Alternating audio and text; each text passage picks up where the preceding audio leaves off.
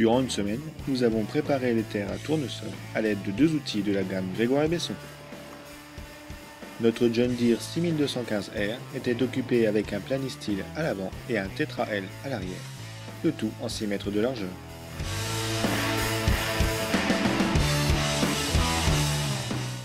Une fois l'ensemble attelé, nous partons à la parcelle. La visibilité est bonne même si les rouleaux à l'avant créent un léger angle mort. Arrivé à la parcelle, il est temps de se familiariser avec notre ensemble.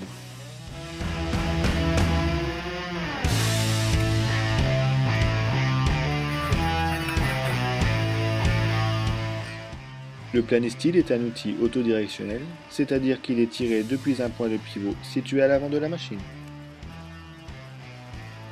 Il se compose d'un rouleau de 600 mm de diamètre et de deux rangées de dents réglables hydrauliquement.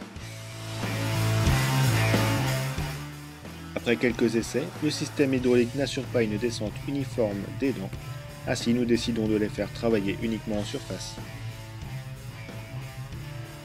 Une plaque graduée permet de régler la profondeur de travail des dents, mais elle est mal placée et elle n'est pas visible une fois que l'outil est posé au sol.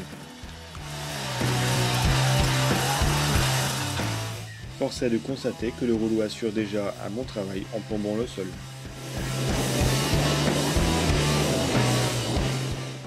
Petite surprise, notre outil avant possède son boîtier. Il permet de sélectionner l'une des trois actions possibles avec le distributeur avant. Une est dédiée au dépliage et au repliage. Une autre permet de verrouiller l'oscillation de l'outil sur la route.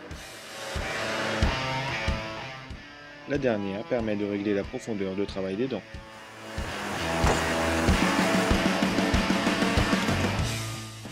Pour les relevages, nous avons mis l'avant en position flottante. L'arrière a été réglé à l'aide d'une butée basse. Le champ plutôt plat et régulier ne nécessitait pas de position flottante pour l'arrière. Le Tetra L se compose de 4 rangées de dents montées sur 4 pendulaires pour la suivi du terrain. Une barre niveleuse et 2 rouleaux complètent l'ensemble. Notre modèle était également équipé des fast traces.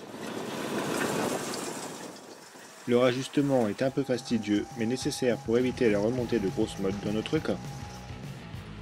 La barre niveleuse est quant à elle un vrai plus pour créer un horizon uniforme.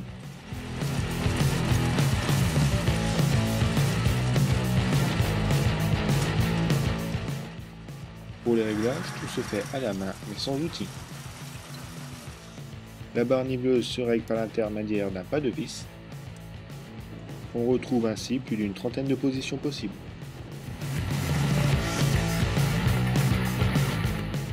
Les dents sont gérées avec une butée haute et une butée basse via un parallélogramme.